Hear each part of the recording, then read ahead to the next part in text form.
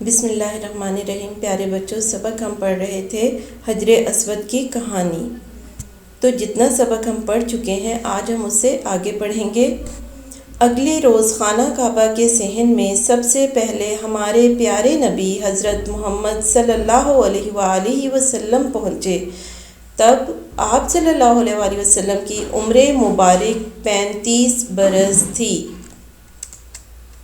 برس کہتے ہیں سال کو، یعنی آپ صلی اللہ علیہ وآلہ وسلم کی جو عمر ہے 35 سال تھی، اور آپ صلی اللہ علیہ وآلہ وسلم نے ابھی نبوت کا اعلان نہیں کیا تھا، یعنی اپنے نبی ہونے کا اعلان نہیں کیا تھا، لیکن اس کے باوجود مکہ کے لوگ آپ صلی اللہ علیہ وآلہ وسلم کی سچائی اور ایمانداری کے قائل تھے، یعنی آپ صلی اللہ علیہ وآلہ وسلم کی سچائی اور ایمانداری کو مانتے تھے، اور وہ سب آپ صلی اللہ علیہ وآلہ وسلم کو صادق اور امین کہہ کر پکارتے تھے۔ صادق کہتے ہیں سچ بولنے والے کو، سچے کو، اور امین امانت دار، امانتوں کی حفاظت کرنے والا۔ خانہ کعبہ کے صحن میں آپ صلی اللہ علیہ وآلہ وسلم کی صبح سویرے آمد سے لڑائی جھگڑے کا خطرہ ٹل گیا تھا، یعنی کہ چونکہ آپ صلی اللہ علیہ وآلہ وسلم سب سے پہلے خانہ کعبہ کے صحن میں پہنچ گئے تھے، اس لیے لڑائی جھگڑے کا خطرہ جو ہے وہ ملتوی ہو گیا تھا، ٹل گیا تھا، ختم ہو گیا تھا۔ سب کو یقین تھا کہ آپ صلی اللہ علیہ وآلہ وسلم کچھ ایسا طریقہ نکالیں گے جس سے کوئی لڑائی نہیں ہوگی۔ لوگوں کو یقین تھا کہ اب یہ معاملہ نہایت خوش اسلوبی سے حل ہو جائے گا، یعنی انتہائی اچھے طریقے سے حل ہو جائے گا۔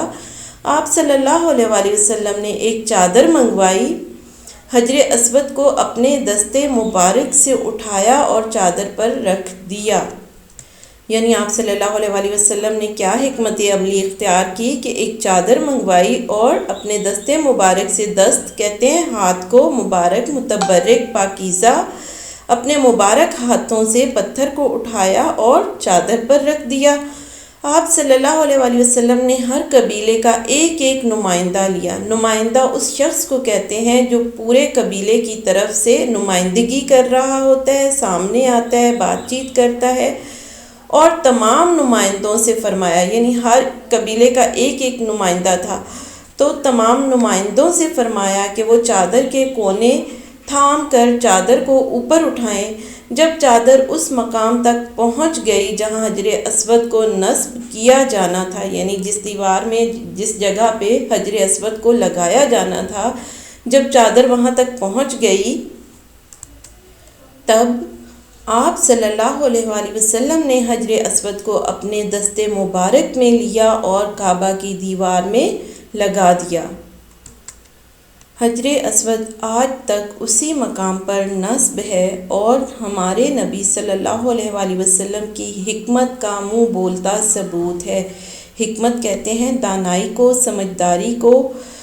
آپ صلی اللہ علیہ وآلہ وسلم کی حکمت سے مکہ کے لوگ خون خرابے سے بچ گئے۔ خون خرابے سے یعنی جنگ و جدل ہونے سے، قتل و غارت ہونے سے، یعنی جب ان کی لڑائی ہوتی تھی تو تلواریں چل جاتی تھیں اور بہت قتل و غارت ہوتی تھی، خون خرابہ ہوتا تھا۔ ہمارے نبی حضرت محمد صلی اللہ علیہ وآلہ وسلم نے 1 لاکھ مسلمانوں کے ساتھ حج کیا۔ یہ آپ صلی اللہ علیہ وآلہ وسلم کا آخری حج تھا، ان کی زندگی میں ان کا آخری حج تھا، اس لیے جس کو حجۃ الوداع کہتے ہیں، وداع کہتے ہیں رخصت، تو حجۃ الوداع ان کی رخصت کا، یعنی ان کا آخری حج۔ تو انہوں نے طواف کے دوران صحابہ کرام رضی اللہ تعالیٰ عنہ کے ساتھ حجر اسود کو بوسہ دیا، یعنی حجر اسود کو چوما۔ یہی وجہ ہے کہ حج اور عمرہ کرنے والے لاکھوں زائرین اس کو بوسہ دیتے ہیں۔ زائرین زیارت کرنے والے، سفر کر کے کسی جگہ پہ پہنچ کر زیارت کرنے والے سیاح۔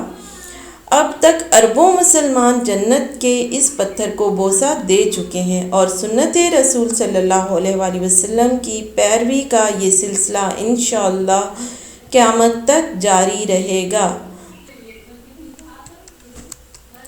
پیروی کرنا، تقلید کرنا، اطاعت کرنا، فرما برداری کرنا، کسی کے پیچھے چلنا، کسی کی ہوئی بات اور کیے ہوئے کام پر عمل کرنا، اس کو کہتے ہیں پیروی کرنا۔ جی بچوں، یہ تھا ہمارا سبق حجر اسود کی کہانی۔